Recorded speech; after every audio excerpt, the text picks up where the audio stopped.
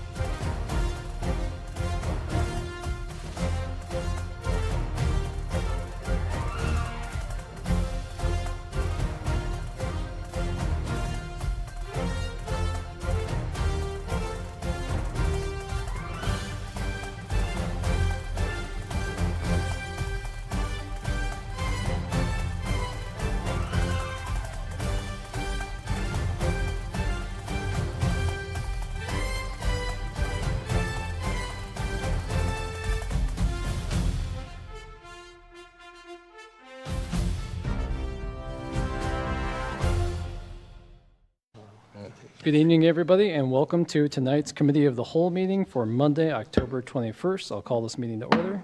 And Madam Clerk, roll call, please. Schultz? Latta? Here. Cruz? Here. Howbaker? Here. Ganfield? Here. Chrisman? Here. Dunn? Here. Councilmember Schultz absent.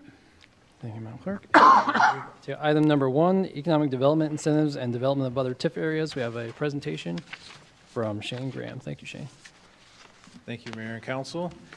Tonight's presentation is going to be on economic development and residential housing incentives. I got a short slide presentation, which you've received in your packet last week. So I want to go over several topics here to be discussed tonight. What we currently offer for incentives in several locations of the community, including our industrial park, our technology and office park, the downtown area, the College Hill area, and then also discuss residential housing incentives such as urban renewal and urban revitalization. So those are the topics we'll go over tonight. I just want to go over briefly what the city currently offers in the industrial park as far as our incentive guidelines. Currently, the city provides approximately 1+ acre of industrial park land for every 10,000 square feet of building area. If the building valuation is over $1.2 million, the city will also provide a 5-year partial property tax abatement. If that valuation is between $1 million and $1.2 million, the city can provide a 3-year tax abatement at 45%. And if the building valuation is generally under $1 million, there's no tax incentives involved. This is the current incentive policy or guideline that the city's used for probably the past 20+ years, which has led to a lot of the industrial park development, starting from probably the 90s until today. So we feel that that's a pretty good set of guidelines that the city has used over the current time frame. In the technology and office park, similar, city provides approximately 1 acre of developed land for every 7,500 square feet of building area. Same thing, if the building valuation is $1.2 million or above, the city will provide for a 5-year tax rebate. That's a little different than a tax abatement. A rebate is where you will pay the tax in full and then the city will reimburse for part of that tax. Now, if the building valuation is between $1 and $1.2 million, the city provides for a 3-year tax rebate. And again, if the building valuation is less than $1 million, then no tax incentives are provided.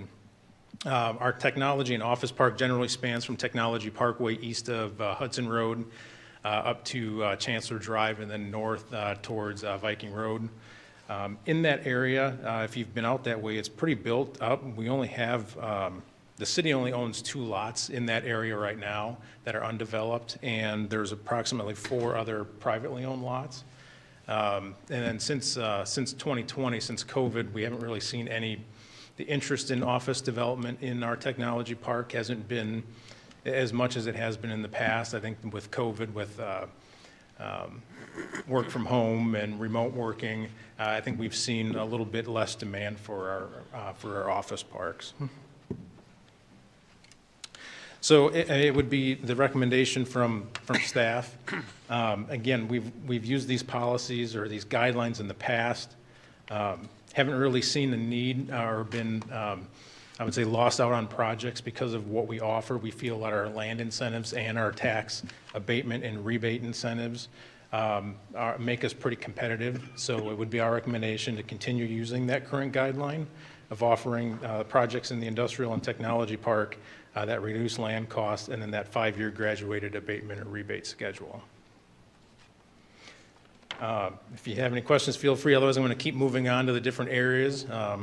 So our next area is the downtown and College Hill areas. So in our College Hill, so this is both the College Hill, this would be our urban renewal area or TIF district.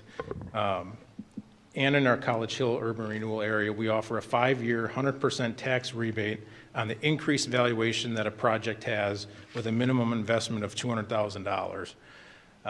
So the city currently doesn't offer any land incentives in either of these areas because the city really doesn't have any vacant available development land. However, that's something that the city could possibly use. We've done that in the past with the River Place development where the city's acquired land. We just don't have any available development land as of right now. Several project examples of some agreements that the city has for some redevelopment projects, both in College Hill and downtown, is 302 Main Street, 108 East 4th Street, 203 and 205 Main Street, 2215 College Street, 2024 College Street, and 917 West 23rd Street. Those are all projects that have come before council with development agreements and have gotten some rebates for doing those projects.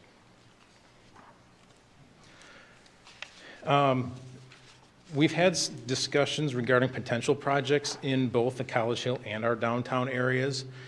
probably on the larger type, larger scale.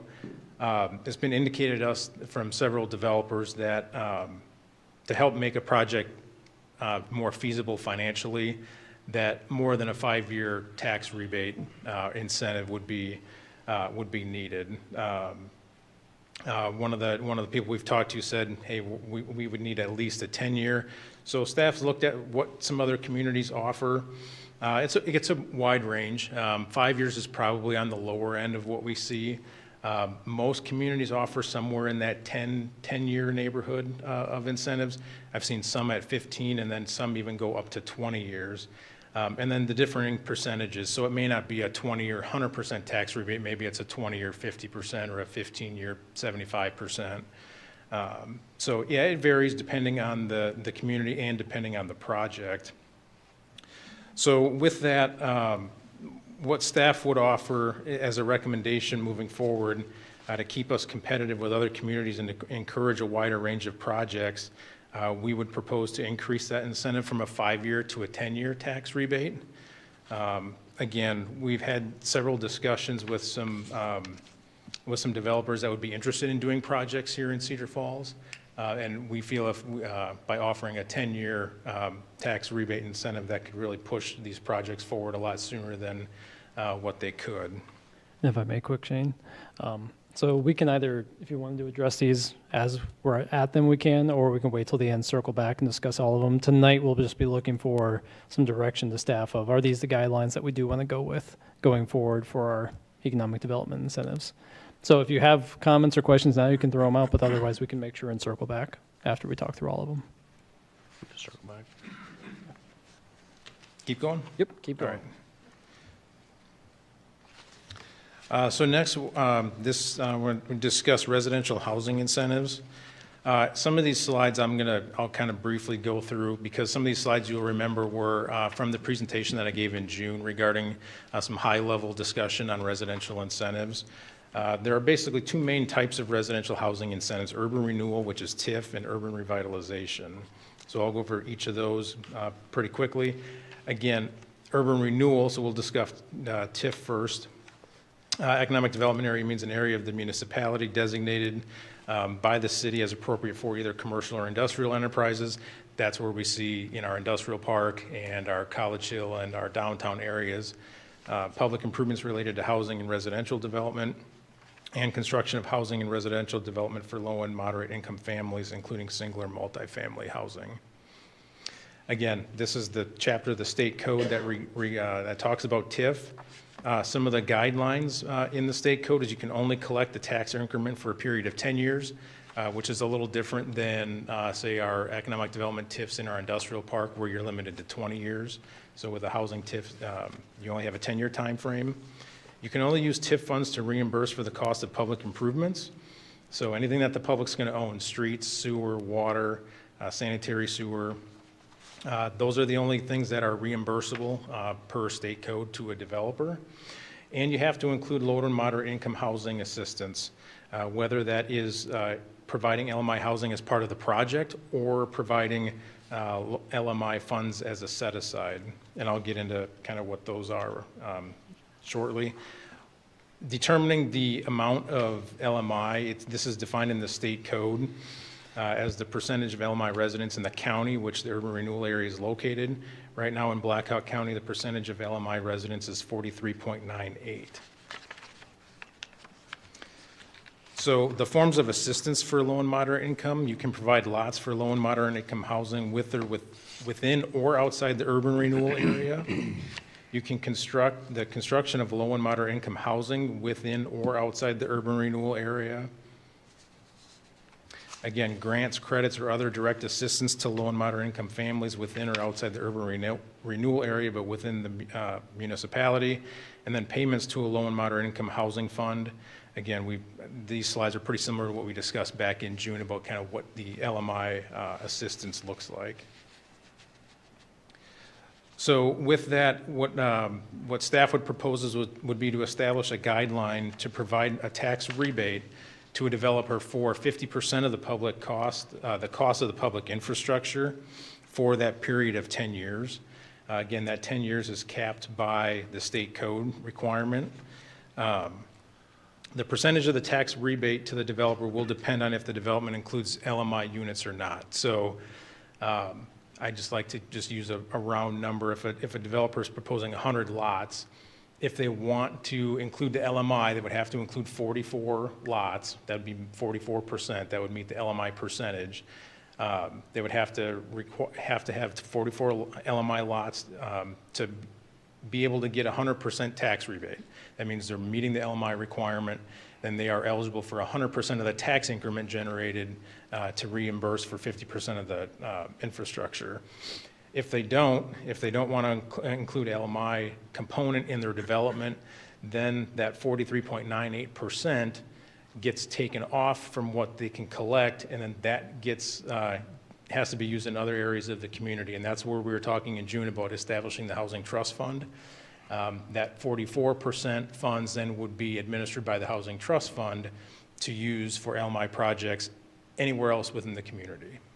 So, and then again, I just want to, and I've mentioned this in a couple slides, any of these approvals have to go through City Council. So if we're establishing an urban renewal area around a residential development, if we're approving or bringing forward any development agreements, that all is under the authority of the City Council. Mr. Mayor, I would like to ask on this, since we're right on this page here, if we can put that back up on the screen, page 19 there, Danny. So the developer gets 50% of the infrastructure, but then you say 100% rebate of the 50%? So, yeah, I'll just try to use, so If I'm reading what it... Yeah, if a developer is saying that the infrastructure is going to be $1 million for public improvements, what we would say then is that you're eligible to receive $500,000 of that back via tax rebates. If they are including LMI, then whatever tax increment that they generate, 100% of that increment then goes rebated back to them up to that $500,000. If they don't provide the LMI, then that first 44% gets set aside, and then the remaining 56% Goes to the developer. is, eligible to the developer. 100% of the 50%. Okay. Yeah. Okay. And again, that's just for the 10-year period.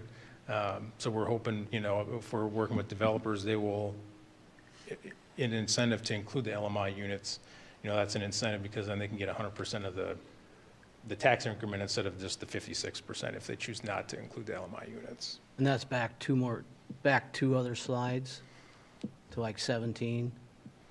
Yeah, let me know if this is, I just went back to, let me see. Are you under the forms of assistance? Is this what you were? Yes, okay, 43.98. Oh, yeah. Okay, all right.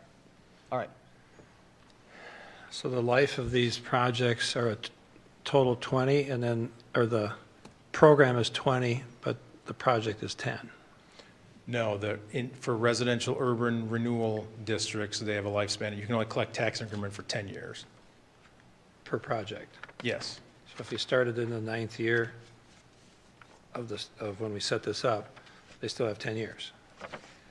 So kind of like our other TIF districts, it depends on when you start the clock, per se, when you adopt the ordinance collecting in the division of taxes. So we may enter into a development agreement tomorrow with the developer, but they may not want to start the ordinance collection for another year or two to give them time to start building houses and start getting them built.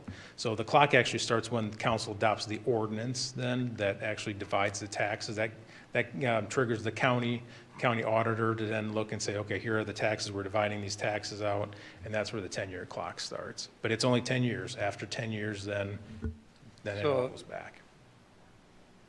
If the houses aren't built, any houses built, how should I say this? As the houses are built, they only have what's remaining of that 10 years to get the TIF on. Correct. And I've talked with our legal counsel who helps other communities with this. When you're talking about bigger projects, what some communities will do is you establish an urban renewal area over like phase 1. That way, if you have a 200 lot subdivision, that might be impossible to build in 10 years, but they may start the first 20 or 30, then, and then you start your ordinance over that first development, and then you get your 10 years, and then they may start their phase 2, and Okay, so. thank you. And something a little different, I think, than our industrial TIFs is those we kind of establish the whole TIF area and it develops over time, but that's for multiple lots, multiple developers. These housing TIFs would really be, say, one developer has, 20 acres they want to develop, that TIF would just be for that project. So we're not really creating large TIF districts and then letting people develop within them. It'd be more of a direct agreement with that one developer. Correct, and it would be tied to a plat, so a developer would have to come through it with a plat showing, which also helps us determine the area, legally describe the area, so they'll have to have a plat in hand that will be tied with the development agreement to show exactly how many lots, what area we're talking about, so. So then basically a developer will choose the size of his phase 1, phase 2, on what he thinks he could build in maybe a year or two to get the best bang for the buck. Yeah, I mean, that's something we'll work with the developer on before we bring forward an urban renewal plan or a development agreement to council.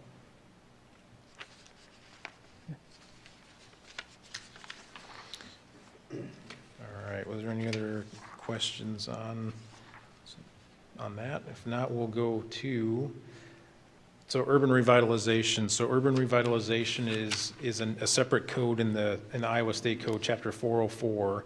And again, these slides were shown back in June. These are just some, I'll just kind of skip through these, but in the state code, it talks about how a city may by ordinance establish these urban revitalization areas.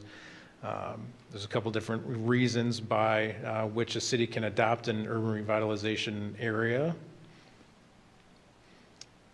So with urban revitalization, the big difference between urban revitalization and urban renewal is urban revitalization is a tax exemption. That means the county is basically taking the tax off for you. You're not paying your full tax and then expecting the city to cut a check to you.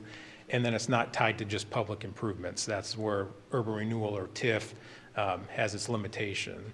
So with the urban revitalization, if you have a property that's assessed as residential, depending on how you designate the urban revitalization area, it can be designated, if you designate it as slum, blight, or historic, you can get 100% exemption for 10 years. And that's the increased valuation that a project may have.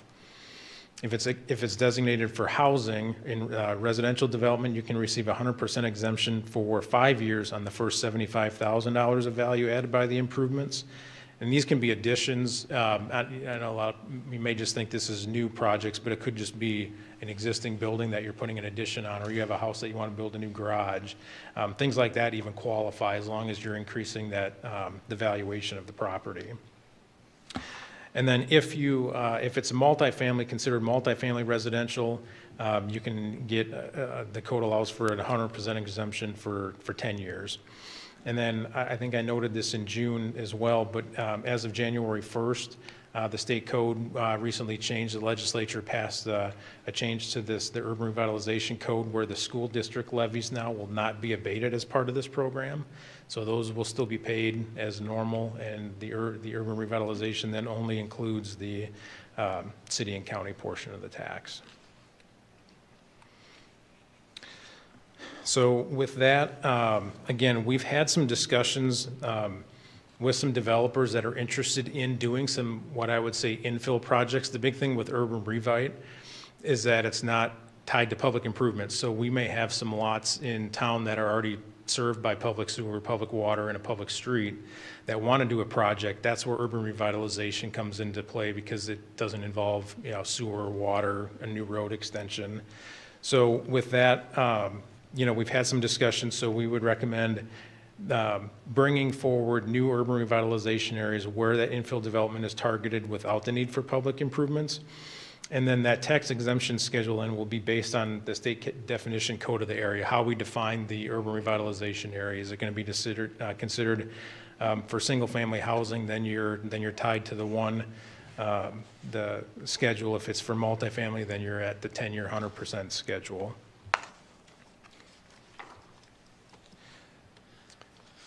So again, we've had discussions with developers about potential developments within these areas that don't need public infrastructure, so they are interested in using urban revitalization to help projects move forward faster. And again, any new urban revitalization area, the city council would have to approve the area, and then also these wouldn't be tied to development agreements, but they would have to submit an application. The application then comes before city council too. So city council will have review of both establishing the area and approving any applications.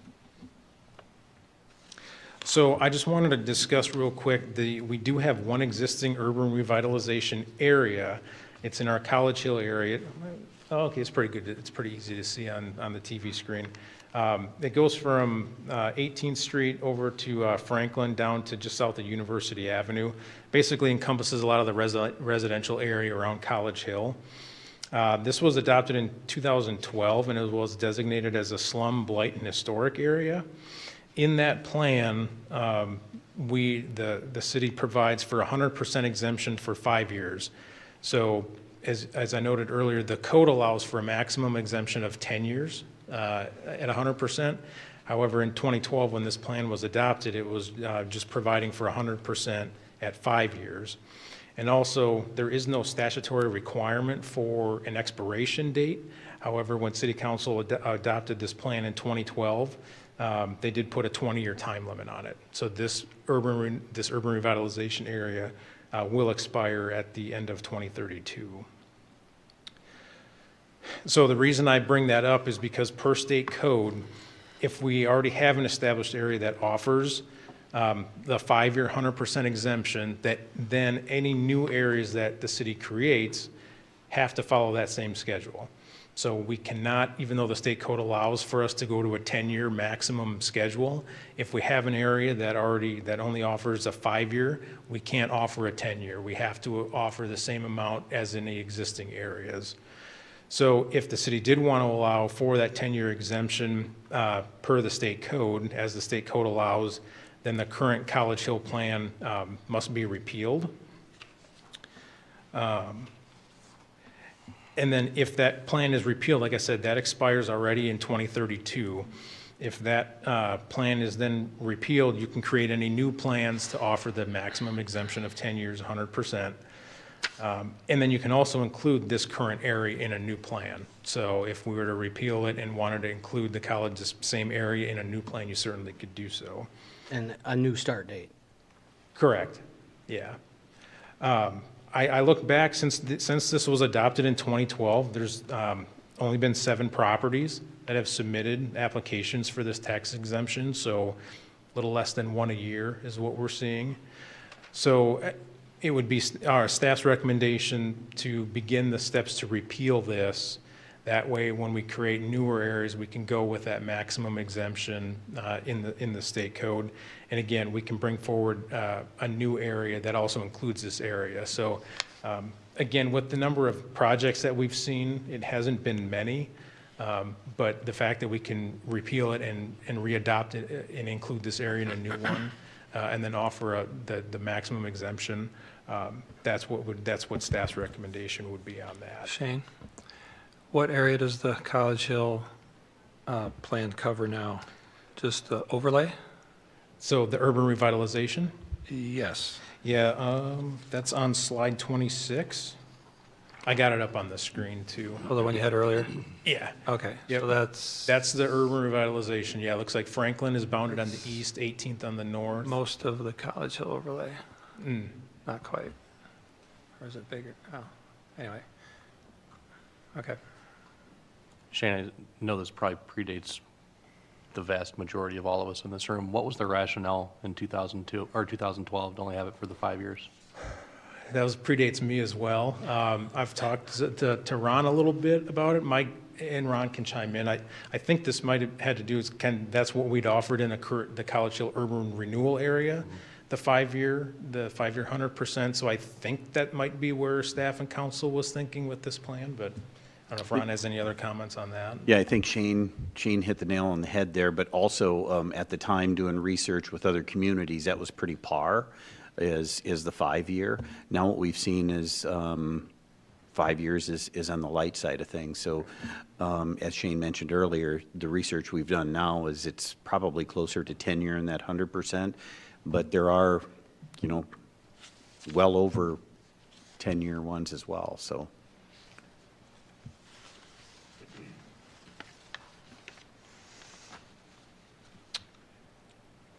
So, I mean, to finish up, I just wanted to kind of give, again, an overview of the different topics we discussed, and then what staff's recommendation is. Again, for our industrial park incentives, it would be staff's recommendation to continue to use the current guidelines.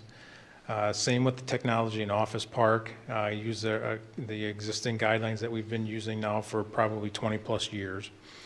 For our downtown and College Hill incentives, it'd be our recommendation to change that from a 5-year tax rebate to a 10-year tax rebate.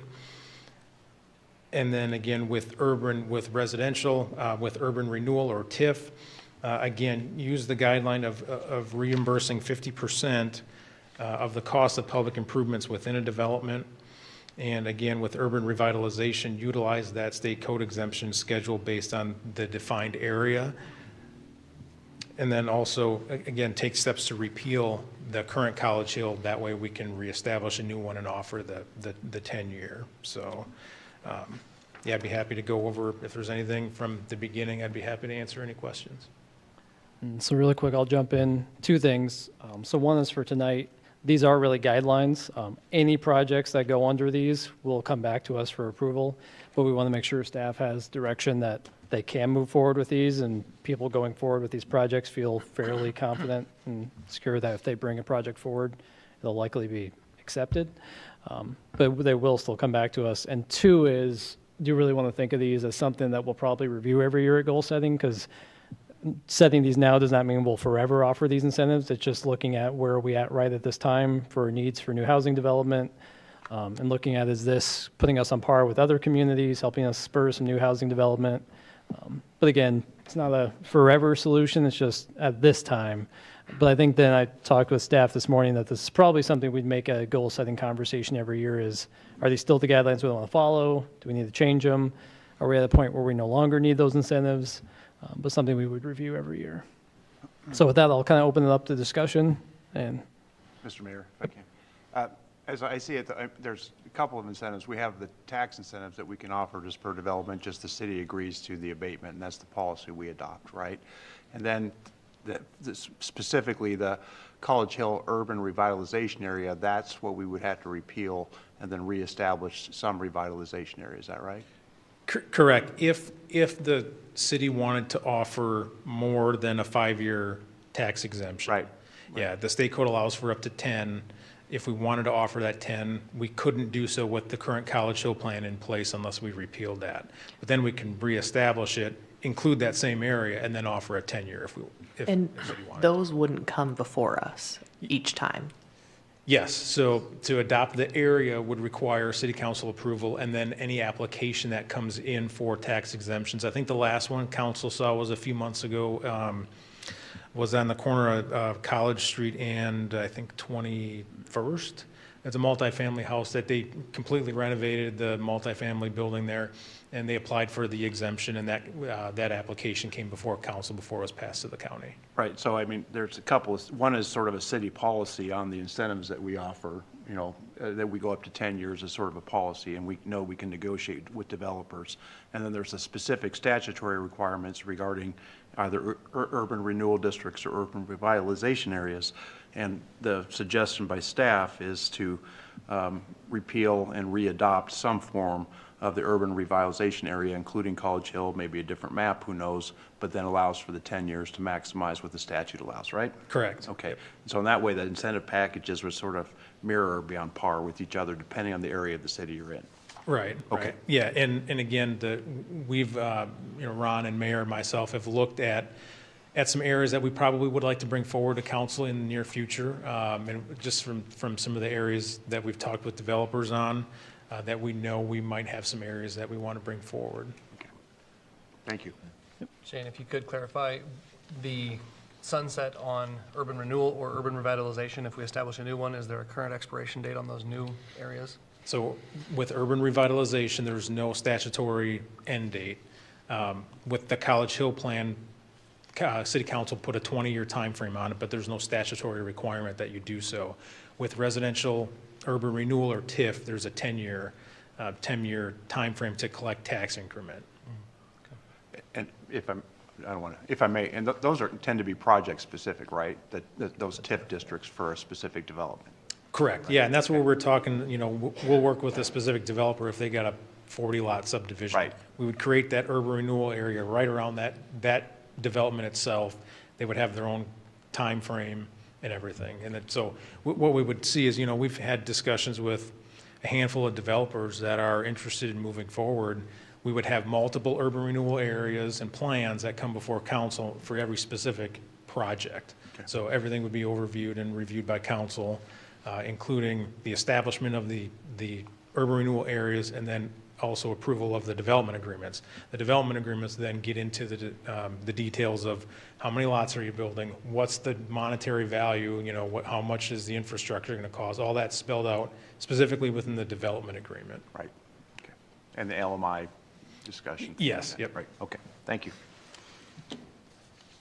So Shane, just to summarize, make sure I understand it correctly, if a developer is coming in right now in one of these areas, they're going to get 8 years max, but currently they're only allowed 5 years. So if we do discontinue or take out the College Hill one and then reestablish, they'll get 10 years incentive instead of just 5. Or in 3 years, they'd be expiring, right? That new plan, would you see that it has no sunset? It would just be set up with that 10-year in perpetuity? I would, yeah, it would probably be my recommendation to not put a statutory end date in it. Again, I'm not sure why council put it in there. My guess is since it was the first urban revitalization area, they wanted to have a time frame in it. There's no statutory requirement. However, the city can go ahead and repeal it at any time. So if it's around for 8 years, 15 years, and it's not working, or council definitely has the authority to repeal and remove it. Yeah, I think while I am curious for why they put the sunset on it to begin with, I do see the benefit of it. I would assume there are some developers that are looking at this right now saying, hey, I'm only going to get 5 years. If you made it 10 years, I'd be ready to do business. Are there some that are going to be incentivized with this change to develop some projects? I think so. Those are some conversations that Ron and Mayor and myself have had with some developers that kind of sprung this forward is, hey, I've got a development that I'm really looking at that would be kind of a big, a big project. However, to make this financially feasible, we would, 5 years just doesn't really get us there, but a 10 years is much better. So we're hopeful in the conversations we've had that we'll start to see some projects come forward probably a little quicker than we might today. And that's why I would see it as something, want to be more intentional about reviewing it. Goal setting might make sense right now that we need to do this and spur some development and get some housing going, but maybe 10 years from now we've solved housing. That's probably not going to happen. But then we can review it at the time. But I think for now it seems like especially it aligns with some of the needs we're seeing in the community. And go out on a limb and say we probably won't repeal it once. Well, I could talk about this for forever. I love talking about housing. So a couple of questions or just clarification. So it is more advantageous, I guess. It kind of depends on how you look at it, but you'll get better rebates if you do build in the LMI housing versus the set aside, or it's the same? You would be, if you include the LMI component, you would be eligible for 100% of the tax increment that your development creates. Okay. Versus 56%. Sure. So I think it's my opinion that that's good. I think we want to see them actually building the housing versus just handing over the funding, because I fear that we might get into some situations where we just have that funding and we don't know what to do with it. So then following that question, how does a developer know what LMI housing is and how to build it? Very good question that I've had some discussion with our legal counsel on.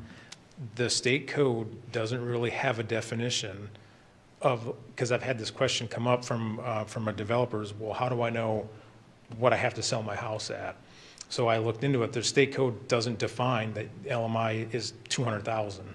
So I've talked with our outside legal counsel who have developed a kind of a calculator tool that the Iowa League of Cities use. And so he's given that to me, gives you some general parameters on how to potentially calculate what the what the cost of homes are. So we'll look at that and probably review that, and if it seems to make sense, what we would do then is include that in our development agreements. So on a yearly basis, then a developer will have to certify to us or provide us proof that I've sold 3 homes that meet the LMI definition. That's how we will track that to make sure that they're meeting their requirements.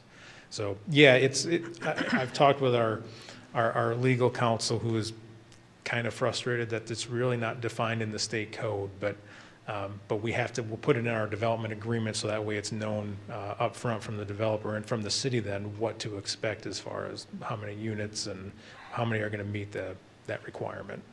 So this is probably more of a goal-setting thing, but I think it would be potentially a good way to sort of remedy that issue if we could have some available designs for folks to access. I know that was previously an unfunded item, but so that we have some designs that, and I think this applies to all of these areas, particularly the urban revitalization, but that you could then go in and say, okay, I know these are approved. This is the style of housing that kind of fits the neighborhood.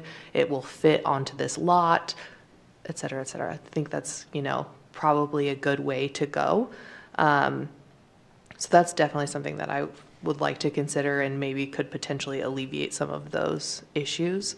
I think the other thing is that we have offered these incentives, and like you said, there's not a lot of response. I know there's a lot of people right now that are building infill, especially around my neighborhood in the older part of Cedar Falls. Lots of houses are going up, houses that have been neglected for a long time are coming down, and new houses are going up.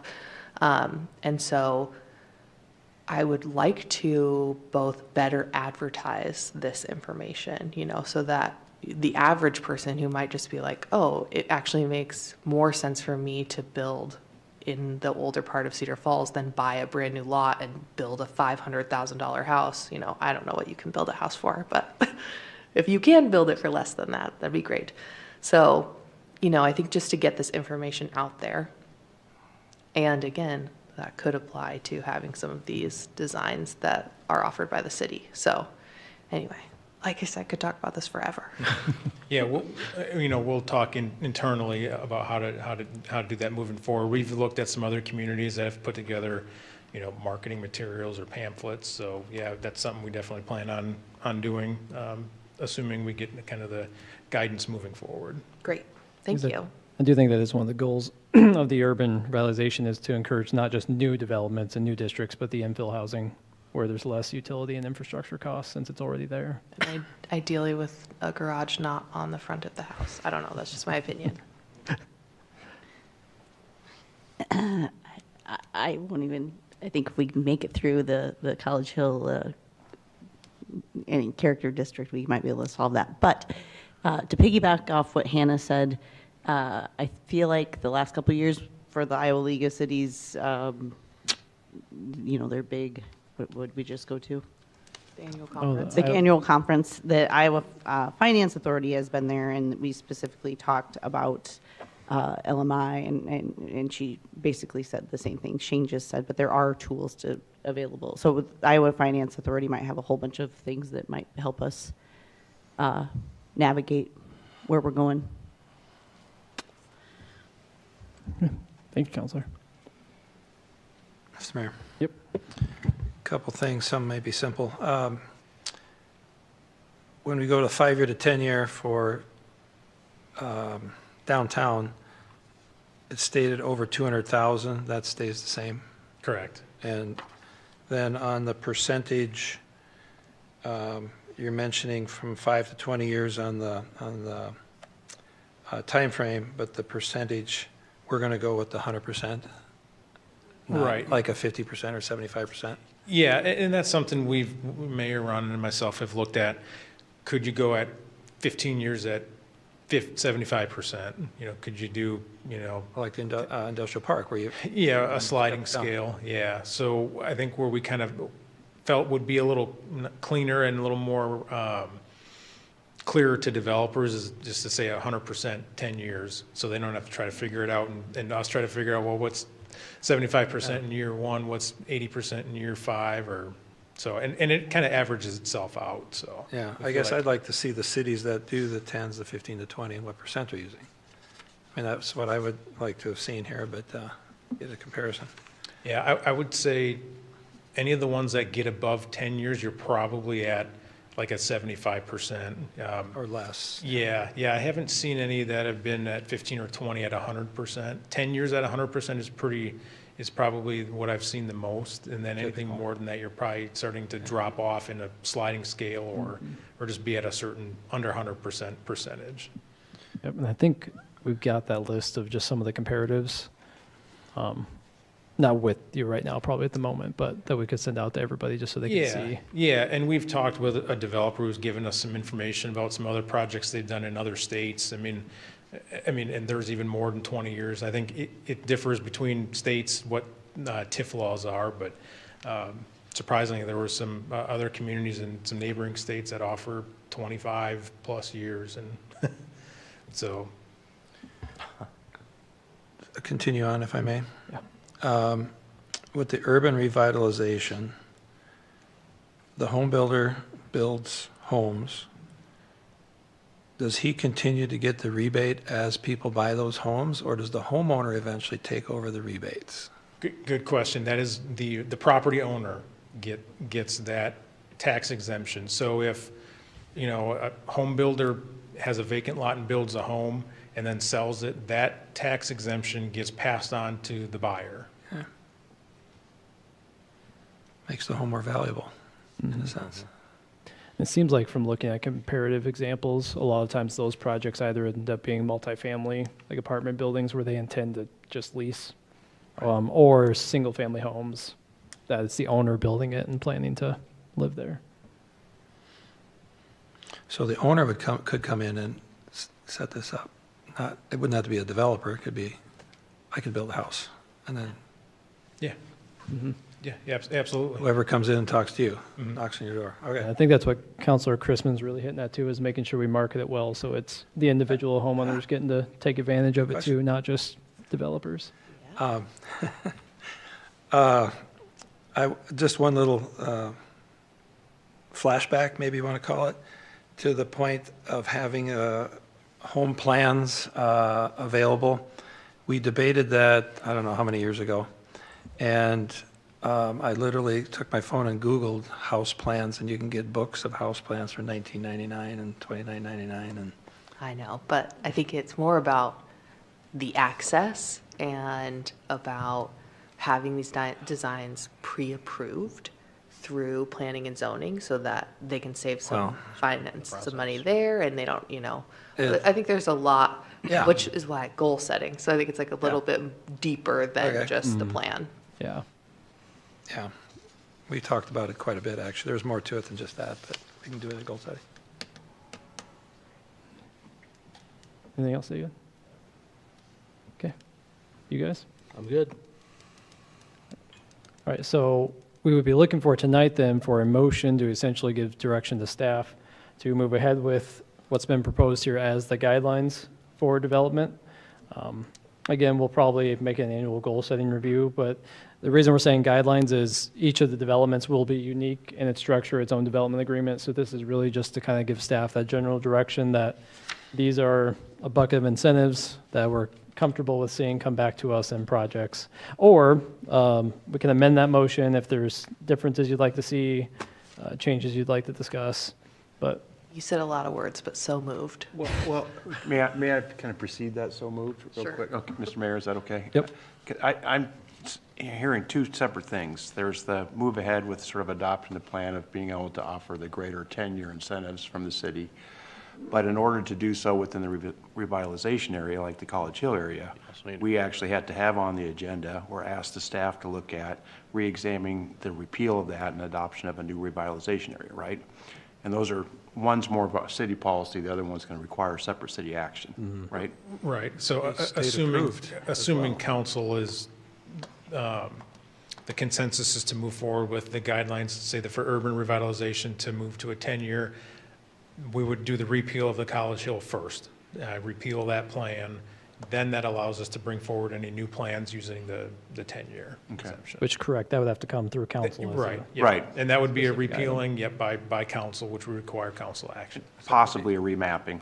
Yes. Right. Okay. Yeah, yeah, again, repealing it is one action, and then adoption of any new areas, whether it's in that current College Hill area, Right. whether it's an area on the north side of town, any of those plans come back before council. Understood. Yeah. That has to be state approved, I'm assuming? To repeal? To repeal that College Hill current district. would That's that just have to- council action. Yeah, Just council action? Just council action And repeals it. establishing it simply following the statute, right? Yes. Yeah. Mr. Mayor, if I may, Shane, do you know how much TIF increment is currently in the revitalization district? so the revitalization, it's not a TIF district, so basically the urban revite, the county assessor just takes off the percentage of taxes on the. My point of bringing that up, as far as the motion is concerned, is it really twofold that we're asking to proceed with the plan, the policy change of the 10-year extension, and then also to have staff working on the repeal. I don't want it to be a repeal and we wait 7 years before we have a new revitalization area, so I'd kind of like to have the new remapping and establishing of it close on the heels of, so that we're not losing the incentive period. Does that make sense? So Right. is it really two asks of us to the staff? I think discussing it would essentially be a motion to move forward with the recommendations in this presentation, which includes repealing the other district. And And also establishing the new one. remapping for the future. Okay, fair enough. So moved. And seconded, with that understanding. Been moved and seconded, and then we will open it back up for discussion as well in case anybody'd like to. This is also where you can make amendments if you wanted to review anything or do anything differently. Ron, can you just walk through what the steps look like for repealing that? Yeah, it's, repealing it's actually going to be simple. I'd have to ask Kevin, I think it is an ordinance, so it would be three readings. And then what we do, probably very close to the same time, is bring forward the reestablishment, and what that boundary is could change. So I would imagine that within a couple months, we'll have something moving forward on council agenda. Do we have to get through 3 readings of the repeal before we're able to? I think what we try to do is time them, so we're repealing and reestablishing. At the same time? Yeah. Perfect, thanks. Shane, one last question, I guess, not the increment side, but do we have anybody that'll be left in the lurch with abatement that they were expecting for the next several years? Yeah, and I was just thinking of that as this conversation was happening. This does not repealing, so first of all, repealing the current College Hill area, we do have, I think, 7 applications that are in some state between 1 year and 5 years. Though that doesn't change. So if you repeal the ordinance, no one's getting cut off a year or 2 on their application. Okay. Your other question, I was just thinking, I haven't had any discussions with any homeowners or developers within the current College Hill urban revitalization area that's looking to get an application in anytime soon. Good question. Any other discussion from council? All right, seeing none, any discussion from the public?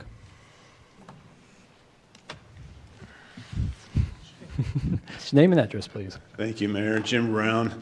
On behalf of the Cedar Falls Economic Development Corporation, we go back 3.5 years in collaboration a lot with Shane, city staff, and councils at the time. One of the big key factors for us was housing.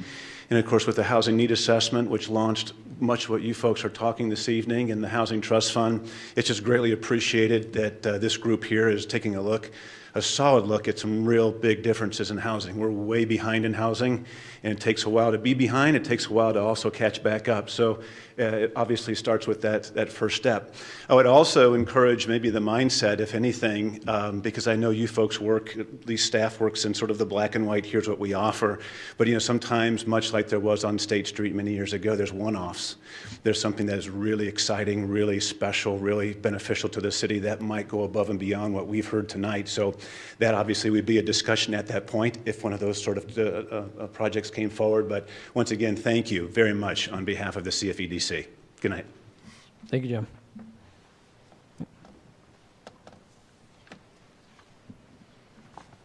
Just name and address as well, please.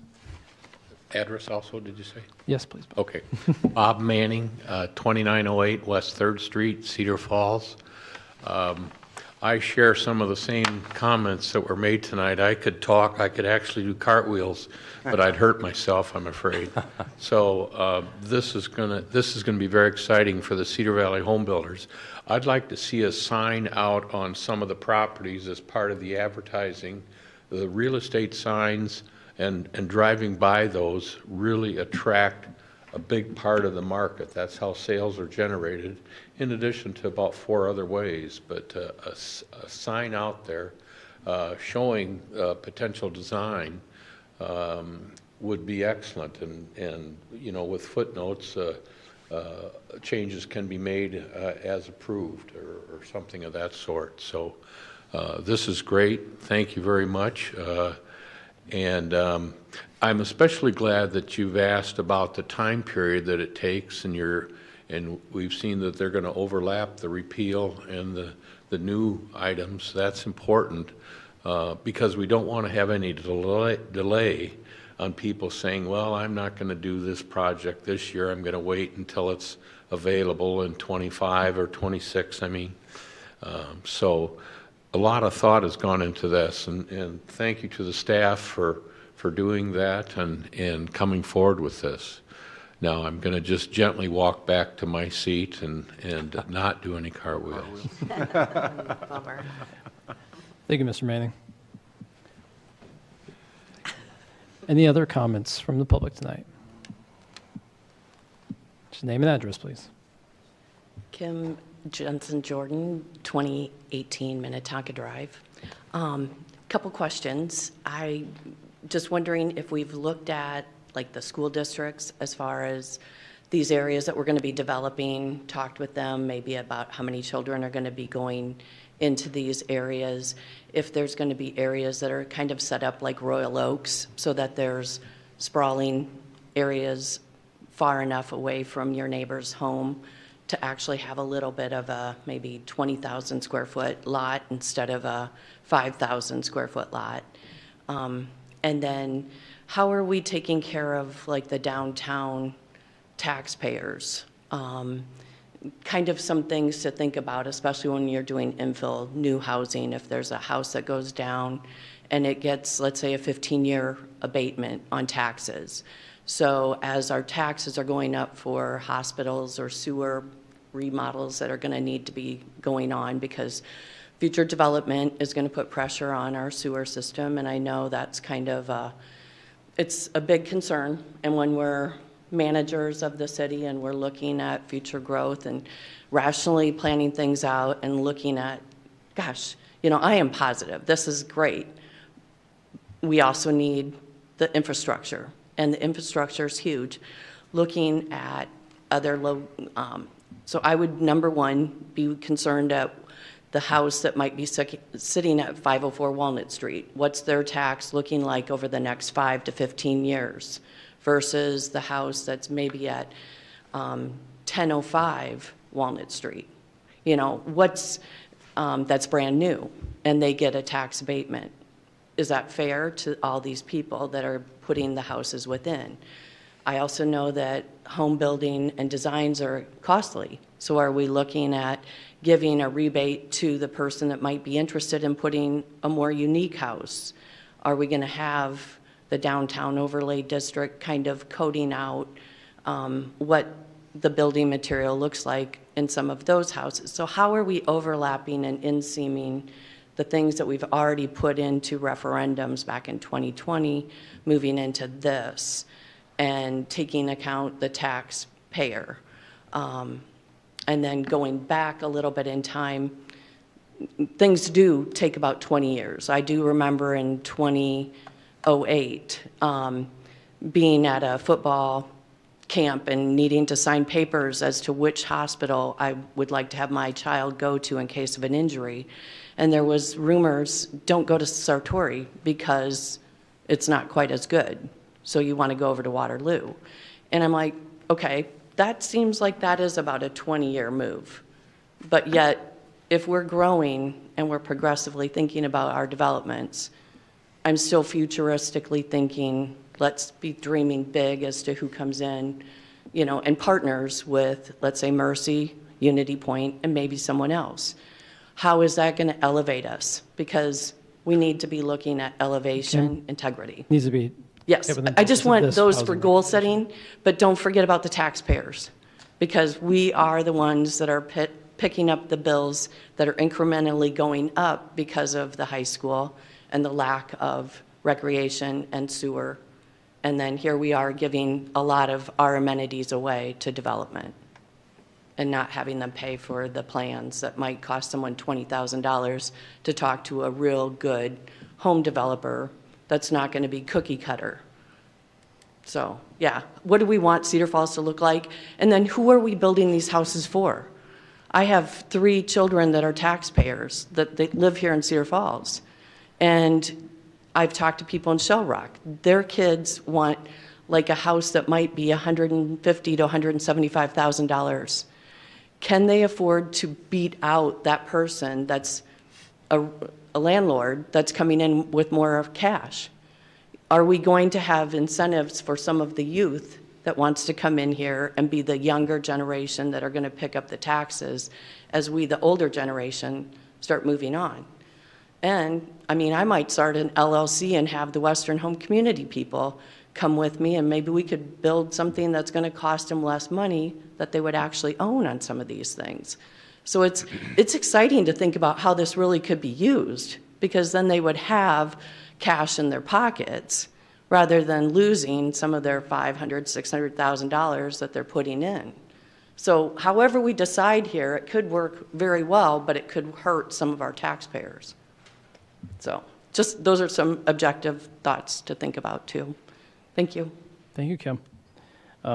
Few quick things I was going to respond to quick. I know the student housing piece, or the student piece, we do, I think, communicate pretty regularly with the school districts on where we have planned housing development, because that does impact how many students are going to which elementary schools, junior highs. So that's one I think we'll definitely be keeping in touch with the school districts about, and that's why we redistrict those occasionally.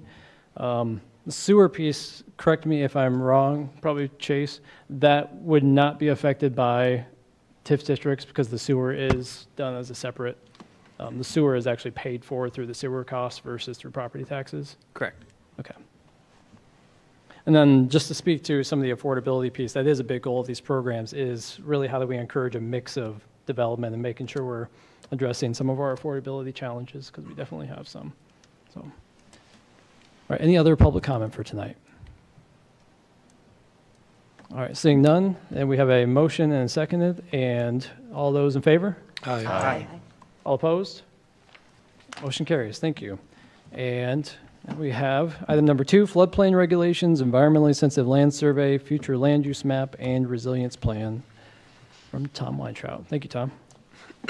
Good evening, council and mayor. Okay. There we go. Okay. This was brought up back in March. It's a question of how we use some of our documents with new development. The request was to cover floodplain regulations, our land use comprehensive plan, land use map, the resilience plan, but there's also a plan that was not adopted that the staff put in there because this plan was fundamental in developing some of the other plans. So we'll start with the floodplain regulations because they were the first adopted. This was a federal mandate in 1985 that if you wanted to participate in some of the federal programming, you would adopt the flood maps. We had a few major updates. 2010 was a big update in response to 2008 flood. And a lot of that dealt with the higher regulations that we have now. So we regulate to the 500-year flood. We regulate that floodplain to a higher level. Then the second was when we adopted a new set of flood insurance rate maps in 2011. And then most recently, you'll remember, we did the adoption of our new firms in May of 2008. So some key provisions of the floodplain regulations. It provides direction to reduce damage to property in the floodplain. It restricts creation of any new lots in the floodway. And again, this is what we do. Other communities, can do less. It restricts the construction of any new buildings in the floodway. It restricts the volume and height of fill that can be placed in the floodway fringe. It limits the creation of new lots in the floodway fringe, which have a greater flood area greater than 25% of the total lot. And then it provides more stringent property protections than the minimum national requirement. And if you look at this example, it may be kind of hard to see, but you can see where the 1% chance floodplain is outlined, and it explains that the floodway is the area that needs to be kept clear to, I can't think of that word, for the floodwaters to flow through. The floodway fringe is where water will just kind of back up and pool until the channel has cleared. And again, we regulate our floodway fringe includes the 500-year. Some of the key provisions in the subdivision code, again, it restricts the creation of any new lots in the floodway. It limits the creation of new lots in the floodway fringe, which include that area greater than 25%. And this is an example of Park Ridge Estates, which I don't remember the exact year it was approved, but it was before we got our new flood maps adopted. So if you see the black outline, those are outlines for outlots. And to be able to get this through because of the more than 25% rule, these were all created as outlots, wouldn't be buildable. There's an easement on those properties, conservation easement. And so now that the flood maps have changed, we still have these outlots areas. Another good thing about the floodplain regulations, well, one of the constraints is it's limited by the amount of study that's been done. And every so often, the state, FEMA, come up with extra money to do some studies. One of the benefits is the lower insurance premiums, and as a Class 5 community, we can offer people that are required to have flood insurance a 25% discount.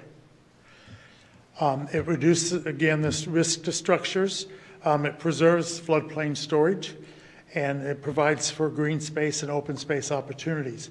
The graph on the side is something that was sent out last year that shows that Black Hawk County and the surrounding counties, the changes to the flood insurance premiums. And you see Black Hawk County's gone down 15.5% on average for flood policies, and the surrounding counties are anywhere from 4.9% to 33.5% higher.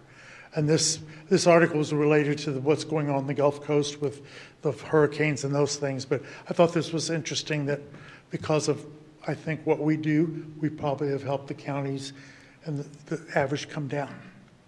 So the floodplain regulations are used for rezoning. They're used for land use changes. They're used in the subdivision process, in new building construction, and renovation of existing buildings. And so you can just kind of see you're required to have the lowest floor elevated above that base flood elevation, and then depending upon how it's designed, flood openings. But that's just what we look at when building takes place in the floodplain. Our second document that I went through is the Environmental Sensitive Land Survey. This was done in 2007, so I'm kind of going chronologically here as well. This is not regulatory. However, again, a lot of these recommendations were put into other documents. Some of the key provisions, it took the firm information that was available at that time and used it in the Sensitive Land Survey. It identified significant natural areas with public value and restoration potential. It evaluated water resources such as rivers, streams, floodplains, and wetland quality and connectivity for protection and integration into stormwater management. And then it provided information for parks, open space, greenways, and trails. So this is just a portion of that, but you can see that how that was used then. One of the constraints that the lands that were surveyed were only lands that the property owner allowed the consultant to go in on. So it's just a portion of a snapshot of the picture. The benefits is data was used to work with the comprehensive plan in 2012, our subdivision code in 2012, and then our stormwater management program update in 2018. And just to note of the pictures on the side, a lot of times we see conventional development that takes place with, you get a road and all the lots across from each other. But there's, the sensitive land survey talks about doing conservation development where you keep some key elements as a natural area. The Park Ridge is one of those that was sort of a conservation development as well. Now then we go into the comprehensive land use, future land use map, which was adopted as part of the comprehensive plan in 2012. Some key provisions, it incorporated information from the firms and from the environmentally sensitive land survey. It's a basis for future land use and development in the city, and it provides guidance for parks and recreation, transportation, environment and stormwater, and economic development. Some implementation challenges. It's not a parcel by parcel analysis, and what I mean by that is they look at an area and it's mostly houses, it's residential. If it's mostly businesses, it'd be commercial, but there may be things mixed in there. It lacks a little precision, and if you notice the image on the side, part of the comprehensive plan identifies floodways and greenways and floodplains. And if you look at the FEMA map underneath, so it's just a little bit darker green, that's the floodplain map. So the scale is really hard to determine. It's mapped beyond, and so when people get ready to develop, it's sort of a negotiation with, okay, this is not really in the floodplain, but it's showing that it's floodplain open space, and so and staff and the developer work to come to I guess a resolution to that issue. The comprehensive land use map is used for rezonings, subdivisions, and for future development. The next one is our most recently adopted resilience plan. And we'll go back and look at the key provisions that looked at priority issues in the community and broke it into three areas: the local economics and community, weather and nature, and energy and mobility. The key provision, the plan provides an action list for each of the key sets. Actions the public and the city can do, and they have already been doing, and then new actions that can be incorporated into both the public and private policies. This is one that identifies the use of blue-green natural corridors. So this is where you can use the water channel for recreation, you can use it for stormwater. It enhances our current waterways and open space network, and then it provides for mobility options such as trails and bikeways. The resilience plan could be used for rezoning, could be used for development processes, it can be used for future development, and it can be used in capital improvements planning. So if you notice, this image on there shows the green infrastructure, some opportunities for green infrastructure, most notably in the Dry Run Creek area.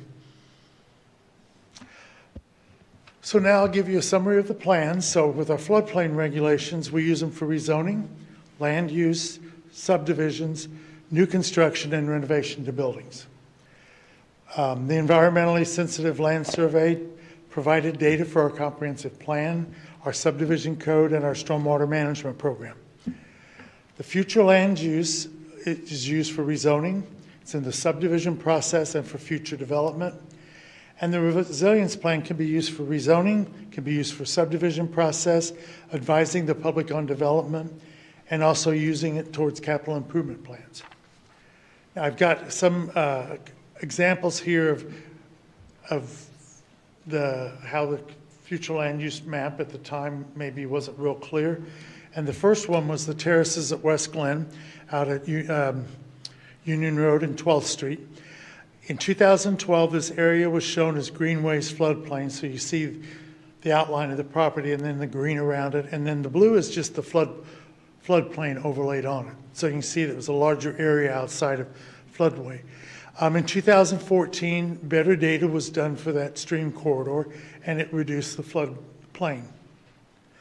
In 2019, the property was rezoned from A1 agriculture to RP residential plan district.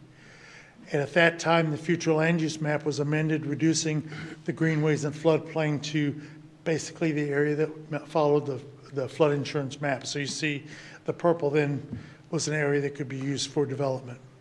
Tom, quick question. Was that the 100-year flood level or 500-year? It would be the 500-year. In this area where it was showing that there's a very small margin of 500-year floodplain because this is sort of the headwater.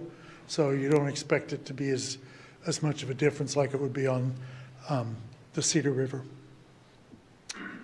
Moving on to Panther West, which is fairly recent, and some of you may remember this.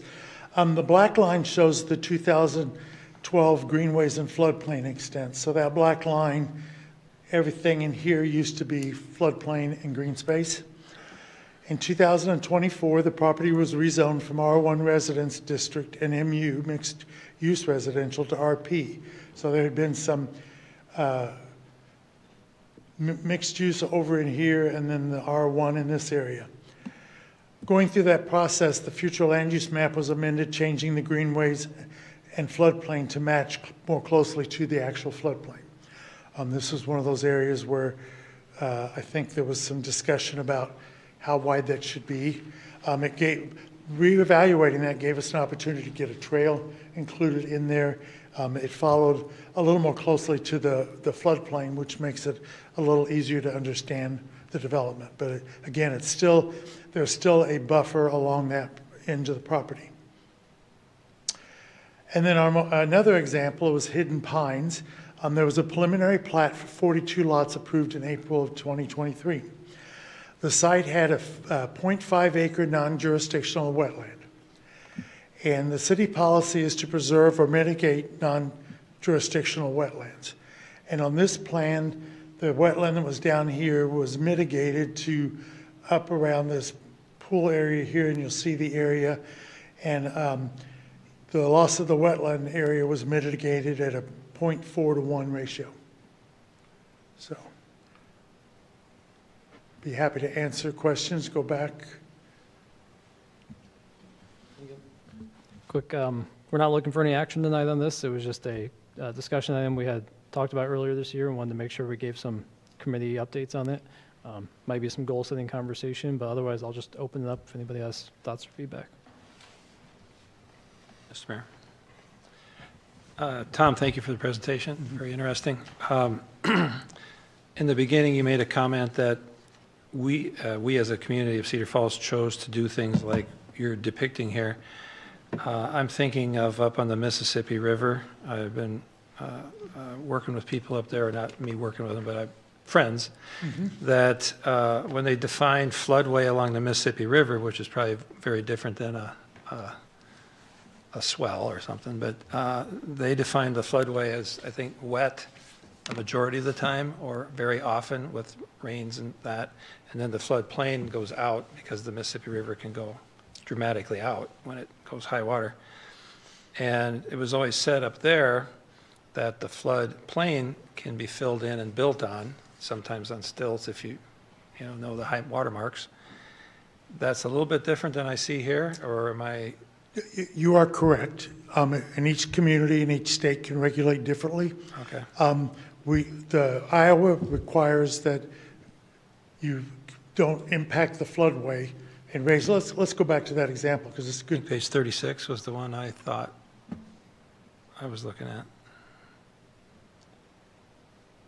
Yeah, so looking at this, theoretically, FEMA would let you fill in all the floodway fringe. And by doing that, then typically it would be no more than 1 foot of rise above the floodway levels.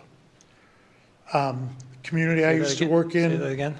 I said, if you take your floodplain, flood fringe and floodway, and you start filling it into a certain point, and that water then raises by 1 foot, that establishes then the floodway. So you could fill it in.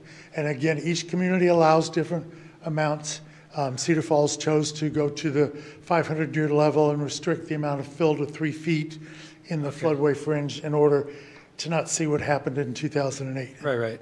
I'm thinking of cases along the Mississippi where, in your example here, the floodway edge, and then you got that bank up, they put retaining walls.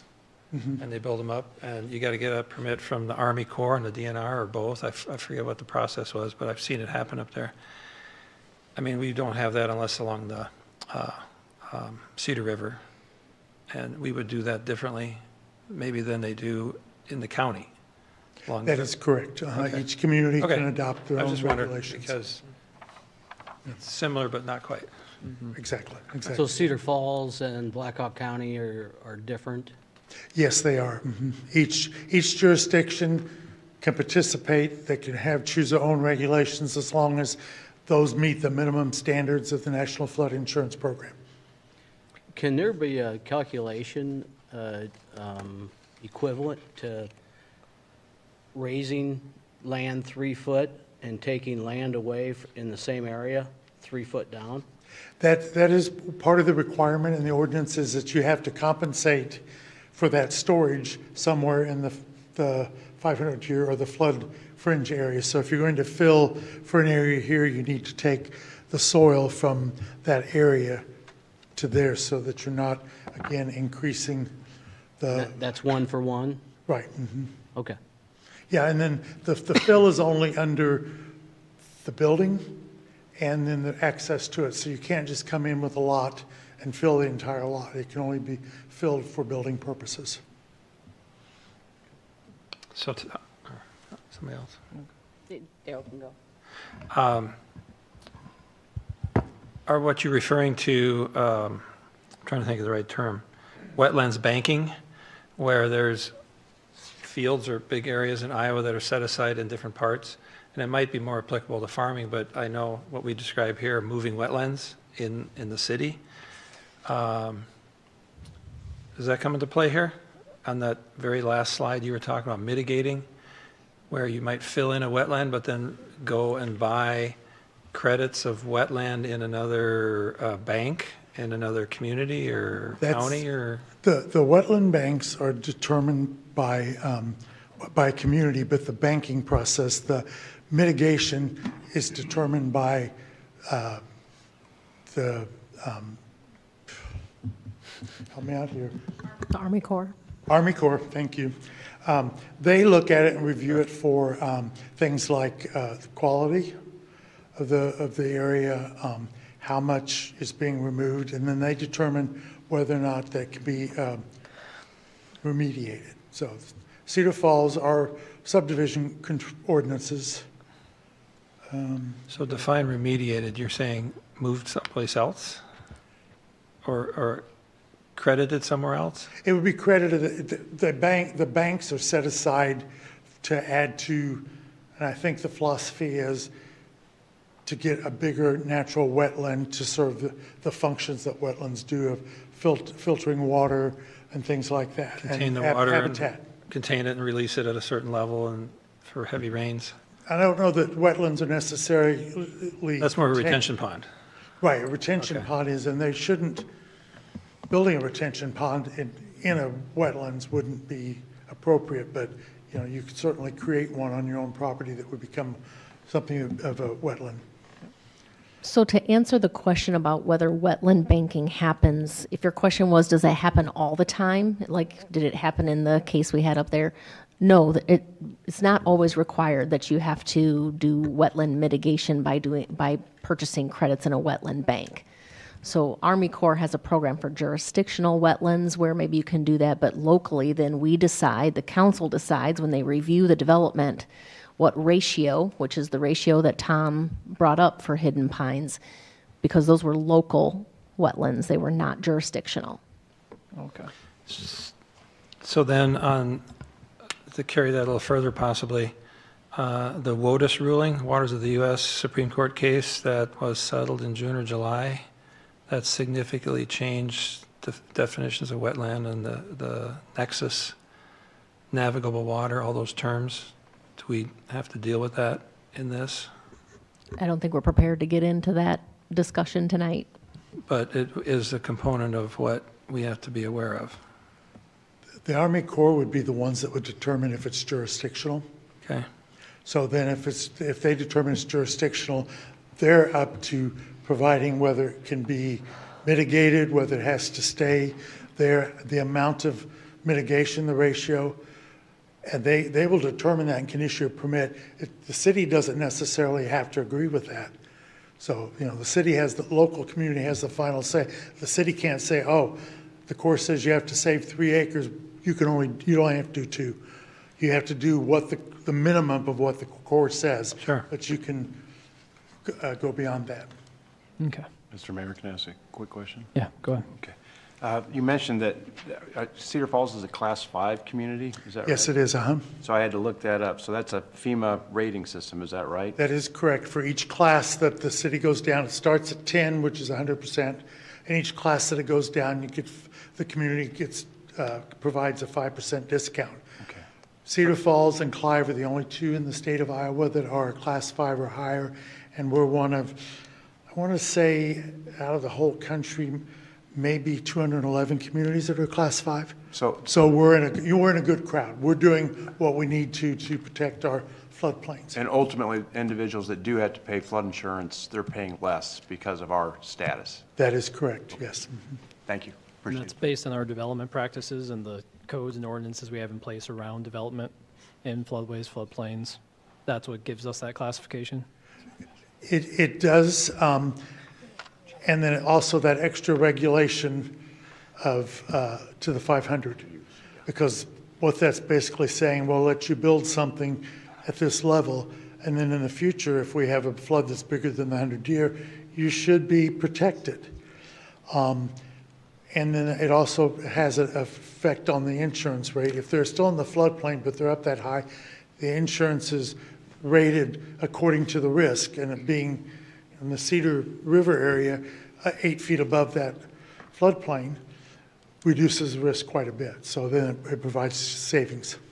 Another big factor in that community rating system is about the amount of open space that we have, and the fact that we have open space along the river, which helps with, in times of flooding, then that property is not at risk. Right. Right. It gives extra storage. Yep. Mr. Mayor? Yep. Tom, I'm the one that made that referral earlier this year when we were talking about the development. I think it was Panther West. So I guess my intention of referral is exactly this, to kind of be all together, to listen to the history and maybe just have a little education of how we got here and the benefit, I would say, benefit of our current expectations. And also, I appreciate that those expectations didn't come easily. I think there was, it wasn't like the council at that time just rolled over and said, yep, we're doing that. But I think after the 2008 flood, it became a little easier to understand why it's important to really be intentional about your development. And whether the price of, I think sometimes when we hear development, we think, and I get that developers need to make money, but also there's a price to all of us if we don't do the right kind of development. So I really appreciate all of us being together. I appreciate the council, going along with referral. I appreciate Tom's presentation. One thing I think about sometimes, and usually I'm just, I'm all about getting online and just having the internet at my fingertips, but I wonder, would it be or could it be beneficial or doable for council and staff, maybe at the time you're sworn in or come on to, not staff, planning and zoning, I guess, and whoever else maybe wants it, but sometimes I feel like an actual larger paper copy of a map of our flood maps Areas. would be beneficial. Is that at all possible? Is that, we get some things when we're sworn in, and maybe I think when you're looking at a development and it maybe, citizens, for instance, there's a proposed development going on in front of planning and zoning right now that I'm sure some of us have received communication from citizens about, and I think sometimes, as much as I'm okay with getting on my computer, a actual larger paper copy would be beneficial. Is that possible? Yeah, we can look at that. And I guess. How big do you want it? That was good, 10 by 10. Well, I guess why I'm asking this in this situation is because I don't know that everybody thinks of asking that. Like if I join planning and zoning, I don't know that I actually think of asking for that. So I guess what I'm asking or proposing is it becomes a part of, hey, welcome aboard. Here's a map that you may find beneficial as citizens come to you or as we move through the city and consider projects. So I guess that's what I'm really asking. We can look at that as part of the orientation process for P&Z and council members.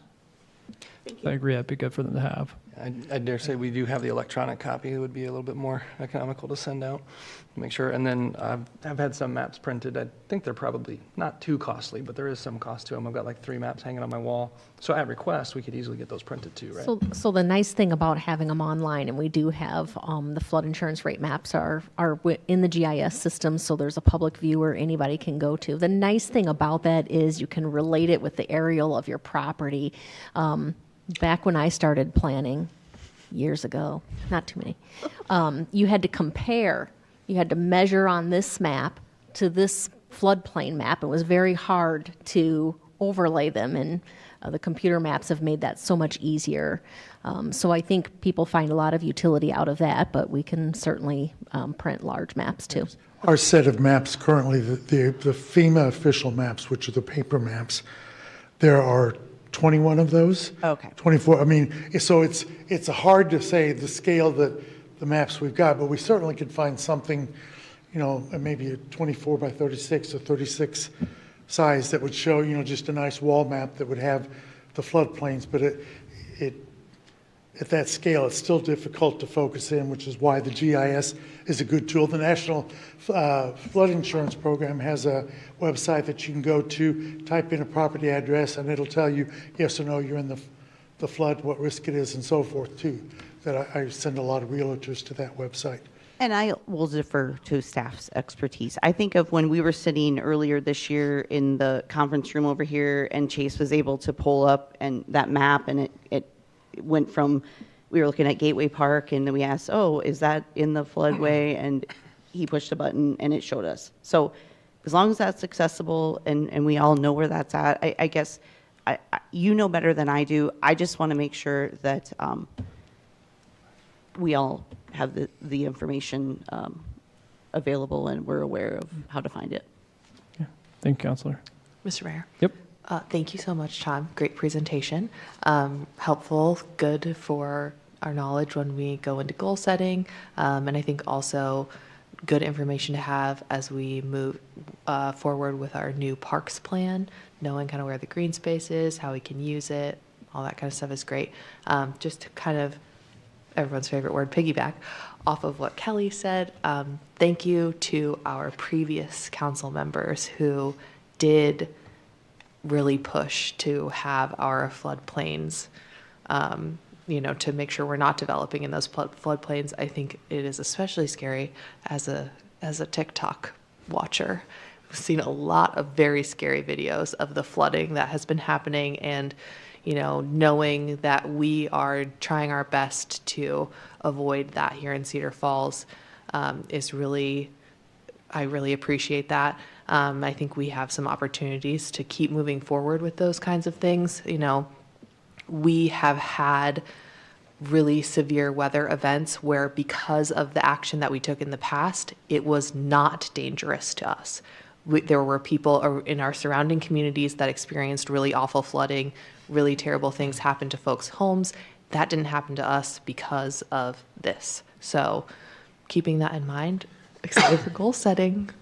All right, and any other conversation from One council? very quick question, Tom. What is FLUM? I figured out the future land use map. Yes. What is FIRM? Firm. Flood insurance rate map. Oh, I couldn't find it anywhere in there. It didn't say that anywhere. Yeah, I may not have put it in there. That's one of those. Flood- I'm so used to You referred to it. to planner speak that it's like, okay. We all got our acronyms. Thank you, Tom. Anyone else from council? All right, thank you, Tom. And we will call this meeting adjourned and reconvene at 7:05. 5 minutes enough for everyone? 7:05 for the regular city council meeting. Thank you, everyone.